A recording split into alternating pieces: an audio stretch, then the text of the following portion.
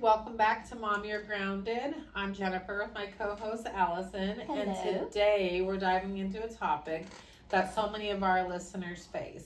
When and how to bring and help at home for a loved one.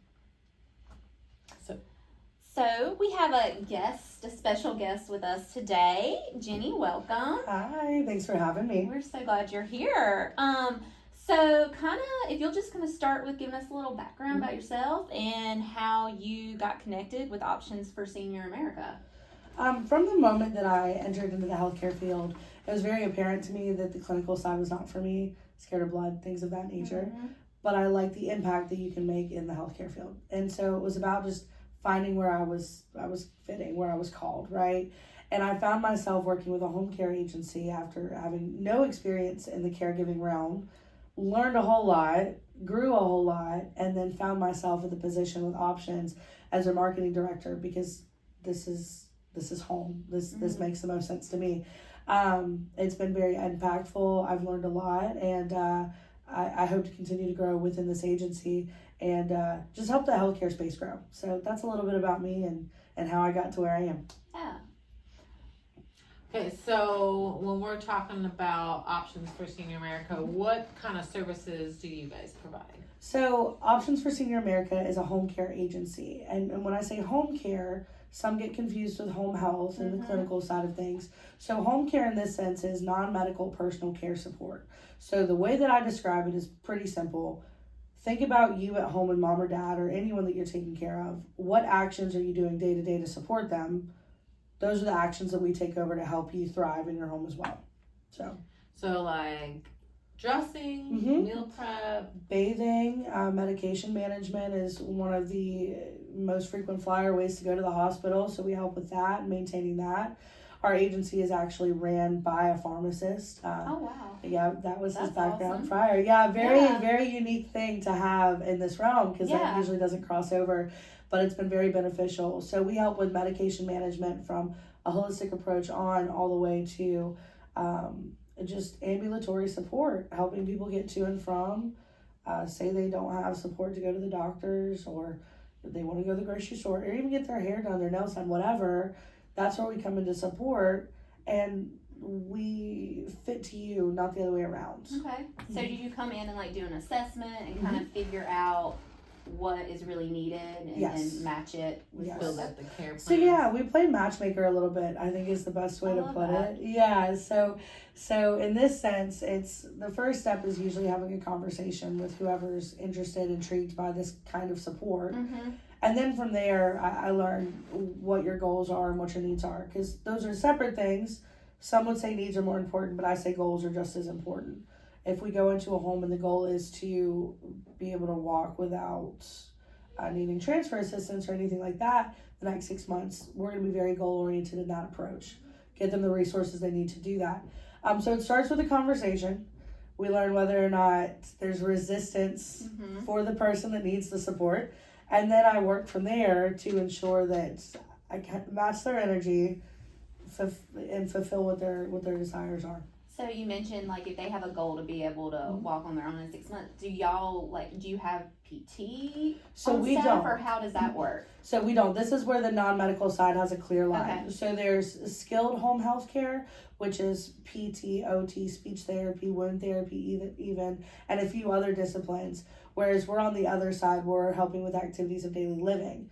The cool part about what we do and why we're connected in this space is because we work very closely with the home health side, the hospice side, to fulfill with those disciplines that are no longer under our scope of practice, essentially. So you refer out to them too? Okay, Absolutely, great. Absolutely. And then we reinforce whatever they teach. So with physical therapists, a lot of the time, we'll have caregivers sit in on those sessions to reinforce those activities. Yep. Oh, so they know what they're supposed to be doing. Absolutely. So we can reinforce that long term after those sessions are up with them. Okay. What is the pay? Is it private pay? So I will speak for home care as a whole because I think it's very important to educate on what finances it. And then I'll speak on what we accept. But home care in general, in pretty much every state is the same. Medicaid will support home care. Veterans benefits will support home care. Long-term care insurance will support, which is a little more niche than your average health insurance and things of that nature, but it does support it. And then everything else would be private duty. Some agencies have minimum requirements of hours, some do not. That's a question that you have to ask when navigating who's the right fit for you. But as far as our agency is concerned, we are private pay, long-term care insurance, and veterans benefits. Now, if someone does have Medicaid, I'm absolutely going to do what I need to do to help them transition to an agency that accepts that. Okay. And then there are some little nuances of, there's a new program through Medicare called Guide that provides respite hours for those with dementia, stuff like that. Oh, wow. We do accept that. That's the first big bridge in Medicare funding this care. And so as of right now, even though almost everyone over 65 has Medicare, Medicare for the most part doesn't fund, but we're hopeful for that in the future. And Guy just started last year around this time, right? I believe last year. Yeah, it's very new. There's still a lot of variables at play. But from what we've seen, it's been very helpful to point for those that need it. Awesome. So, like if somebody had Medicare, but then they also have like a supplemental insurance on the side they could go through, would it go through that? Or so supplemental as in like an Advantage plan or something of that nature. So that's where it's tricky. Advantage plans, and some of them have little respite programs that they provide. Okay. Like Humana has one called Helper Bees. Okay. United Healthcare has one. But for the most part, and I will broadly blanket this and say, Medicare Advantage plans do not pay for long-term caregiver support. Gotcha. As of now. Okay. This is why we have to advocate, and this is why a lot of people that are in the home care space are also healthcare advocates with their second hat, essentially, is because we're trying to push for this type of legislation to cover the cost of caregiving, because it's a right to be able to stay at home. It shouldn't be a privilege. It should just be a right. And unfortunately, not everyone can afford what it takes to stay there. And I think as someone who has not been in the medical field, and Jennifer has background in it, you do obviously, so someone that has no idea about medical field insurance, I'm just so ignorant to all of that. So I'll learn. And it's messy. Yes, it's messy. Especially with trying to help my mom, you know, and I think a lot of other people my age are like, okay, well, what do you start? What does this even mean? Where do I even start? Yeah, there's no just black and white checklist that applies to everyone. There's no fits-all situation. Yeah, it can be very intimidating. So if someone wanted, like, let's say mom or dad were at home and they're just having little problems, they need somebody, they can't really drive anymore, they just need some extra care at home, what's the process to start that, or how should they? Yeah, so I will say the cool thing about home care is that it is not, in the sense that it isn't paid for by Medicare and things like that, is there's not as much regulation, so there's freedom for things to fit their lifestyle, not the other way around of them having to adapt to our agency or others. But the reason that we found ourselves to be successful is because we don't have harsh minimums, we don't have harsh requirements. If somebody needs simple tasks that may not even involve their day-to-day personal care, their body, we will adapt to that and we will help them with that. So the simplest way to do it, whether it's our home care agency at Options or it's another that you trust or that you know of, you just make a call and you say, here's where I'm at, I need help, I have no idea what that looks like. And it is our job in this space as intake coordinators to ensure that we educate them properly. I mean, I'll take calls all the time that say, I need XYZ things because I'm having a hip replacement and that's 2 months out and I don't know what's going to happen. And so I have to explain to them, well, they're going to assign you for physical therapy, occupational therapy, things like that. And they had no idea that they would be receiving these benefits. And maybe that's all that they needed, right? Or maybe they needed a little more supplemental care, but they don't need 24 hours a day. Cool, we'll meet you where you're at. And as you get better, we'll decrease. Because you're not successful in home care as running as a business. You have to have the well-being of human beings first and center, front and center in all things. So it's just, the long answer is that. Short answer, you have questions, you make a call, make us work, make us navigate, and you'll find the right people that'll do that for you in this space, for sure. I love that. I love that it options. Right. Like Yeah, that's exactly yeah, in the name. options. Right, right. Exactly, exactly. So another thing is the guilt that some families have when making these decisions, and having those expectations and letting them go. So how do you navigate that? What's something that you talk to the families about? Well, I first have to, we talk about the elephant in the room of, is somebody uncomfortable with this? Let's address it. What are your concerns? Are your concerns that a stranger's going to be in your house? Are your concerns that you're being stripped of your identity and your independence? I have to figure out what that is in order to help you with that, right? In order to meet that conversation head on. And it is a difficult one. And the guilt doesn't go away. I'll be very honest in saying that taking care of your older adult parents is very difficult because you have all these memories of them taking care of you and supporting you. And just like they didn't know what they were doing when you were a newborn in their hands, we have no idea what to do when they're in their 60s, 70s, and 80s, having these ailments that they're dealing with that we have never dealt with.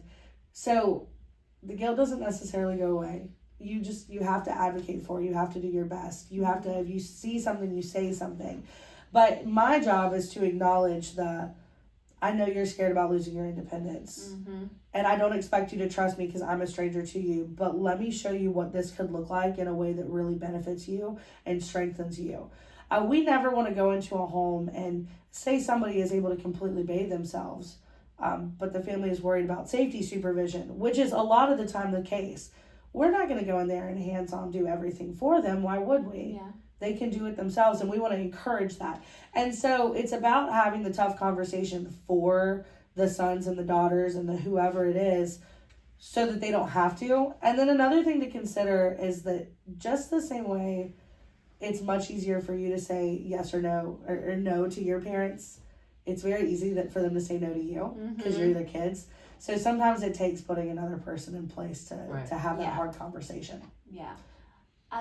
You touched on the fear of losing their independence, but doing something like this, like you said, it's you should be able to stay at home. It keeps them home, and so it actually gives them that independence. Absolutely, just having like a guide there to help along the way. Yeah. So I love that point. Yeah, you made. Yeah. Thank you. So we kind of talked like. A lot of families wait till like we're in crisis mode, like somebody's already fell or somebody is already having problems with medicine or somebody's not being able to take care of themselves by themselves. Yeah. So what are some early signs that like families should look out for and they start seeing in their loved one that it might be time to have a talk with them, maybe give you a call? Well, I think this is a great question, especially around this time of the year. The holidays are coming. A lot of people will say, well, mom fell once every few months, but now it's once a week. The call should have been the moment she started falling. Gotcha. The call should have been the first time you noticed that her meds were in the pill box still and it's Friday and she has Monday through Thursday there. And people don't know to call because they don't know the resource exists. So I fault no one for it, but especially around this holiday season, if you go home and you pay attention and you see that mom's misplacing things or dad's misplacing things or really whatever the scenario is, if it's not the baseline that you saw 6 months ago, great time to tap in our resources. Especially if you have to have the hard conversation of, I don't think it's safe for you to drive anymore. Ooh, that's a hard one. Yes. And I feel for anyone that has to have that conversation because we don't have it. But that's a good time to put us in because when you're having that conversation of, I don't trust your driving capabilities anymore. Well, how are they going to get to and from still? So what's your solution to that? And that's, you look at it as taking the pressure a problem. We're the solution to that problem. And that's when you call. Gotcha.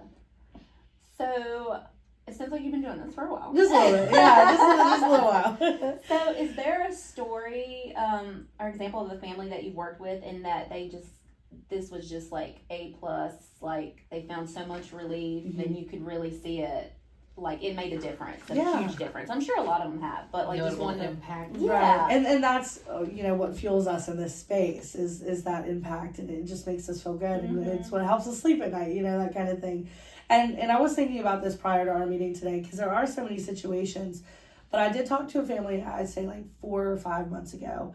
And they had been wanting to move mom from assisted living in another state and they were going to bring her down here and put her in that same discipline in another assisted living building. But we talked for about an hour, and in this I determined and I discovered that they had the resources to bring her home. So I just had a gentle question of, why not? Yeah. What would it take for you to bring her home? Would you love this? Would you hate it? Because that could be uncomfortable too. And it's not your burden to bear just because you have the means to do it. And so we had that conversation, and she was like, this, and this would have to happen. I was like, well, I think we can fulfill these things. I think it's going to be hard at first. I think the transition's going to be a little rocky. But I think once we get everything established with a clear plan, with consistent caregivers and all those things, that this could be a really, really great thing for your family. Because it's overall, the son wanted it, the mom wanted it. And I actually called this family the other day to check in. I do check-ins periodically. And they had put a deposit down in assisted living. They were still on a wait list in case this didn't work. And they said, we called them, we took ourselves off the wait list. This has been a blessing. And mom can stay at home until it's her time. And that's exactly what aging in place is about. And it was a very fulfilling conversation. So I think that is a good example of what can happen and what does happen often when people know the resource exists. Yeah, because they probably didn't even know that was an option. No, and options come back into it, right? Yeah, really good play on the name there. Yeah, absolutely. But yeah. So do you, I'm thinking, just because I like to bring my personal experiences into the show. So my mom's in independent living. So do y'all ever go in, like if they've had like a certain procedure or something or they just need some extra help, do y'all go into independent living too and do that? That is a very good question. And the quick answer is yes, for the most part. There are some facilities that have their own on-site personal care, which is great because they can utilize that. Yep. But I look at it as this: home is wherever you call it and whatever you make it. And so if your home's in an independent living, even if it's in long-term care and you need a little bit more one-on-one time, you need the companionship part of it even. Absolutely, we can do that. We've even had caregivers stay in the hospital with their clients because they were so close and they wanted that time. So really, whatever home is for you at that time, we can absolutely do that. Because the goal at independent, as you know with your mom, you don't want to have to move her again. This is her home now. And so this is the discipline that keeps her in place, in independent and in assisted, memory care, wherever it may be. But yeah, so we can go wherever we need to go to ensure that there's safety in place. Do you, I was just thinking about this too, do y'all do a lot for people who maybe their loved one lives local, but they are out of state? Is that like a big part of your... In the independent living scene, it's much more frequent where they've lived in, say, Greensboro or Winston-Salem their entire lives, but their power of attorney lives in another state, or is a loved one that maybe lives in Charlotte, which is still local, but inconvenient enough of a drive. Everyday drive. Right, you can't just go and be there. And so we do deal with that often. We do navigate on their behalf often, especially with medication management and stuff like that. But it's a hard conversation, and it's a little more hands-off for the family, but we have things in place that ensure that everybody's being taken care of and advocated for, like quality visits, things of that nature. We'll do FaceTimes with the family from time to time to update them on things, that kind of thing. So like I said, it's a very comprehensive approach to make anyone comfortable, whether they're 2,000 miles away, up the street, whatever it may be. And the approach doesn't change really from person to person. So. Right.